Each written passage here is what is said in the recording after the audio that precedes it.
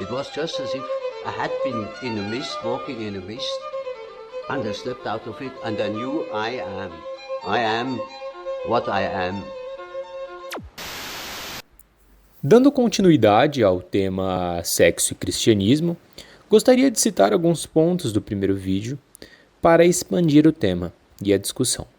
A primeira delas seria o que a Marie-Louise Onfrance fala de cenários da própria clínica e cenários individuais, de algumas pessoas que vão encontrar paz de espírito realizando o ato, vivendo o espírito natural, a corporeidade, o sexo, a sexualidade, e outras pessoas que já preferem carregar a cruz, né, tomando a decisão heróica de seguir sua vida, de carregar esse fardo. O que fica claro é que a psicologia, como ela tem uma certa humildade e ela não pressupõe que o indivíduo deve agir de uma certa maneira, fica claro que não existem receitas. Então, a pergunta ela é devolvida ao paciente, ao sujeito, né? Pergunte a Deus, pergunte à voz interior, pergunte à sua alma. E parece meio abstrato, mas é que justamente nesse paradoxo é que algo pode provir, algo pode ajudar o sujeito. E ao tomar esse caminho, talvez as coisas se elucidem, talvez surja um sentido na vida desse sujeito. Bom, eu gostaria também de retomar o texto de Jung, em Seminário sobre Análise dos Sonhos, que ele fala sobre um pouco a atitude religiosa, né? O que seria essa atitude religiosa? Como pensar ela, né? Como viver a vida religiosa primordial de algumas sociedades, então, primitivas, ou de um certo cenário antigo, que parece que está tão descolado da realidade religiosa atual, que é difícil conceber como algo que fez parte, né? Porque o racionalismo, o que significa então esse racionalismo ao contexto desse cenário como voz de Deus, como autoridade divina? É que quando o ego, quando a razão se prontifica em um cenário, geralmente você tenta resolver ele de forma rápida. Então, no caso do monge, como eu cito, né? Não, é o demônio. Deus não pediria isso. Mas o problema ainda fica, certo? Então, o racionalismo nesse quesito é justamente o ego, a consciência tomar a frente. E não o fluxo natural, a congruência com essa voz divina, deixar então tomar conta. Por isso que o Jung cita aqui, eu vou pegar para vocês, que enquanto existir qualquer tipo de preconceito, não há submissão. Que é justamente esse é o fenômeno natural, o fenômeno religioso primordial. Porque o ser humano gostaria e espera que Deus haja de um jeito. Mas talvez essa não seja a religiosidade natural e primordial. E por isso que ele fala, então, para retirar os preconceitos. Retirar os preconceitos também é retirar a consciência, o fator racionalizante de jogo, né? Como possibilidades da expressão divina. Como possibilidades de Deus, talvez, pedir para você viver a sua vida natural ou pedir para você carregar esse fardo, suporte essa dor, já que para você a masturbação, a sexualidade, o sexo não faz sentido, viva com isso, carregue esse fardo, mas não ache que é interferência do demônio, né? É importante reconhecer esses lados. Então, a psicologia e a teologia podem trabalhar juntos. Apesar de ter uma divergência na própria expressão do divino no sujeito, psicologia e religião são fundamentais para se entender o sujeito de uma forma total. Aqui eu quero então dar um exemplo do Jung, eu vou ler um texto dele que exemplifica o que significa também essa submissão. O Jung fala assim: meu amigo da Somália, na África, me deu um ótimo ensinamento a esse respeito. Ele pertencia à seita maometana e eu perguntei a ele sobre Khidr, o deus daquele culto particular, sobre as formas em que ele aparecia. Ele disse assim: ele talvez apareça como um homem comum, como eu ou como aquele homem lá, mas você sabe que ele é Khidr. Então você deve ir até ele, pegar suas duas mãos e balançar e dizer: que a paz esteja com você. E ele irá dizer: que a paz esteja com você, e todos os seus desejos serão concedidos. Ou ele talvez apareça como uma luz, não a luz de uma vela ou um fogo, mas como uma luz branca e pura, e você sabe que é Kidrir. Então, inclinando-se, ele apanhou uma folha de grama e disse: ou ele pode aparecer assim. Não há preconceito, há suprema submissão. Deus pode aparecer na forma que ele escolher, mas dizer que Deus só pode aparecer como um ser espiritual, como um ser supremo, de acordo com as regras da igreja, é um preconceito criado pelo homem. Arrogância. Prescrever a este fenômeno o que deveria ser e não aceitar o que ele é, não é submissão. Aí ele continua na outra página. Claro, isso assusta muito as pessoas. A ideia de um fato que venha fora deles ou de dentro. Se vocês preferirem, que poderia repentinamente surgir e dizer não o que você quer, mas o que eu quero. Mas se a voz disser algo que é contrário a todos os seus queridos preconceitos, contra suas ilusões, contra seus desejos, então merece uma consideração diferente. Sendo assim, é melhor que você entenda que não exista essa voz. Mas isto não é submissão. E onde está a orientação superior?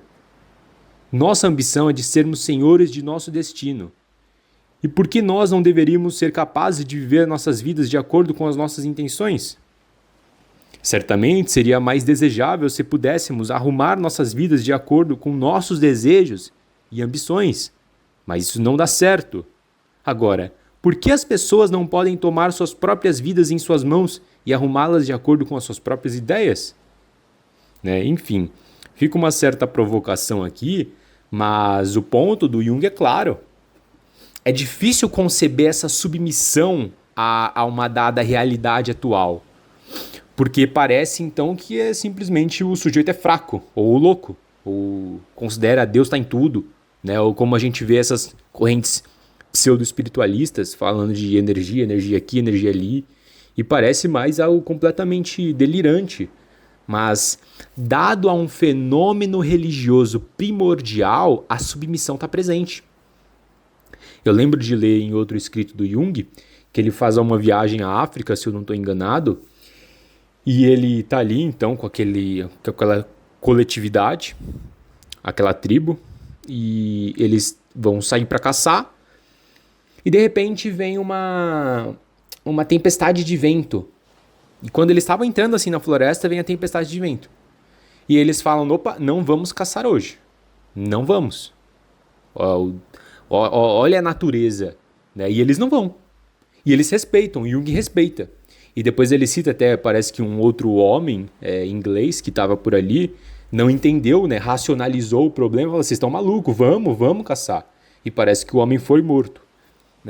Veja que o fenômeno religioso primordial é aceitar que a comunicação de Deus, a comunicação do mundo, tem a ver com você também. É estar aberto às novas percepções, é estar aberto à comunicação, estar um olho e um ouvido aberto. E você respeita isso, também como expressão de Deus. Você não sabe, aquela tribo, talvez saiba de uma intuição, mas também saiba por uma conexão com o divino, como expressão de um divino. Que talvez possa ter um rinoceronte, um leão, ali naquela floresta e não seja bom. Então, a tempestade de vento é uma comunicação também. E você respeita e se vive em submissão, em congruência com a expressão da natureza, com a expressão do mundo. Isso é um fenômeno religioso primordial. É se aceitar as comunicações, a comunicação do mundo, sabe? Não é achar que tudo tem a ver comigo, sabe? Essas pessoas. Não é isso. A nossa consciência extremamente racionalizante não consegue, talvez não consegue, mas aceitar esse tipo de cenário. Aceitar que você pode viver em um fluxo natural. Essa mente racionalizante coloca um pé na frente e o outro não fica atrás. O outro já está vindo junto. Então, não tem um tempo de talvez você pensar, reconsiderar, avaliar o seu entorno. A mente consciente já toma de prontimão. Já vai lá e simplesmente categoriza o fato. Então parece que esses conflitos não existem mais. Parece que, não, foi superada a sexualidade, foi superada, enfim. Só que como expressão de um divino, talvez devemos refletir como isso pode acontecer. Talvez devemos então colocar um pé atrás para que essa mente racionalizante não tome conta. Nessa parte 2 do vídeo, o Lucas irá explorar o tema da privatização do sagrado e a origem da culpa. Podemos pensar também sobre a origem da separação entre o certo e o errado, entre o Monte Sinai e a planície. Em última instância, o ponto de Deus se revela, sejam igrejas, seja a voz do povo ou a tradição, e aquilo que é profano, aquilo que é visto como errado. Na antiga visão de mundo pagã, somos cercados por sofrimento e dor, mas isso não deve ser negado. Os deuses que amam, ao mesmo tempo, odeiam. Certos elementos reativos dentro do homem, em destaque algum tipo específico de homem, cansaram-se desse mundo de sofrimento, de dor, de morte, e por esse motivo, eles decidiram separar a realidade. Aquilo dentro do homem que valoriza a humildade, a retidão, a compaixão, é a verdade, é o que de fato existe. Tudo que é contrário no homem é a mentira, é o falso, é o errado. Deleuze nos mostra isso no método platônico. Primeiro cria-se um mito, contado pelo protagonista, geralmente Sócrates. Então é escolhido um representante do ideal, e somos guiados a imitar esse representante. Qualquer comportamento errôneo, desviante, diferente deste representante, fora dessa norma, seria apenas simulacro, que aspiram mal ou sequer aspiram a este ideal. Essa fórmula é radicalizada por Cristo e o seu martírio na cruz, tornado um acontecimento, evento histórico e uma, entre aspas, receita para vencer o que nos assusta no homem, o sofrimento ou, em outras palavras, a morte. Só há então um caminho, uma verdade e uma vida, ou podemos também dizer, uma igreja. Esta, porém, para ser sustentável em um mundo mágico em que o homem ainda vivia, deve se tornar um pouco pagã, em certo sentido. Seria a Igreja Católica um casamento entre essas duas doutrinas, por mais que apenas em seu credo, dentro do cristianismo, acredite-se que a santidade é sim possível e um ideal. O protestantismo, contudo, já chega em um mundo científico, menos sacro, menos santo. Ele pode, então, ser interpretado como um respiro de liberdade, pois Deus não está somente em Roma, não está somente naquela igreja construída, mas em todo lugar onde seus apoiadores estiverem, onde os seus filhos estiverem. Esses novos ares, porém, trouxeram o reforço do ideal, da separação da realidade entre puro e o impuro, ou seja, o puritanismo. Criou-se então um comportamento muito estranho, que seguimos um ideal, sim, até nós os seculares, mas sem saber o porquê, pois não há mais nada santo, não há mais ideal a ser seguido. Nos seguimos em um mundo escuro, sem luz, achando ainda que vemos alguma luz. Como Nietzsche conta na sua famosa parábola sobre a morte de Deus, do louco na praça, o mito está morto, mas nossos corações não notaram as consequências disso. Lembre-se que neste mito, quando o louco prega sobre a morte de Deus, ele prega para pessoas que não creem em Deus, mas eles não veem o quão obscuro é esse mundo sem o ideal, sem um caminho, sem a verdade, sem a vida, sem a igreja, sem o santo. A mídia, a nossa arte, louva o descobrimento de si, mas esse desafio é muito maior do que parece. Criar luz para si próprio, criar uma luz, criar um caminho, saber o que se quer e para onde ir. De toda forma, se a voz do coletivo já não basta, devemos ainda encarar os caminhos na nossa frente. A culpa virá mais forte do que nunca, mesmo com o mais forte sim. Culpa esta que nasce justamente no princípio.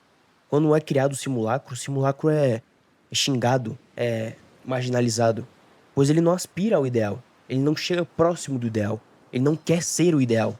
Por esse motivo, ele deve ser negado, ele deve ser xingado, batido, oprimido. É internalizada dentro desse sujeito, então, a culpa. Ele se sente mal, ele quer arrancar de si próprio essa parte dele que não é o ideal. A culpa, até nos momentos mais modernos que vivemos, ainda permanece. Seguir o coletivo ainda é a nossa tendência, é o nosso fluxo. Mas o que fazer quando chegamos à conclusão que a nossa escolha individual, a nossa liberdade é a melhor opção a ser tomada. A culpa de todo jeito virá, seja abandonando o seu ideal, ou seja escolhendo o coletivo, ou seja abandonando o coletivo e escolhendo o seu ideal, o seu indivíduo, afirmar a si próprio. A culpa vai vir de toda maneira. Podemos então, fazendo um exercício, resolver isso com prestando culto, fazendo uma concessão ao lado perdedor. Se, por exemplo, escolhemos a individualidade, podemos, após isso, mesmo sem nos arrepender da escolha, escolher fazer um culto, prestar uma homenagem ao lado coletivo. E se, ao contrário, escolhemos o coletivo, devemos ainda assim, e com mais força ainda, prestar uma homenagem a si. Um filho pródigo que sai de casa em busca de riquezas ou do seu sonho, quando ele olha para trás, ele vê o coletivo, os seus pais, no caso, a tradição, falando para ele ficar, falando para ele permanecer em casa.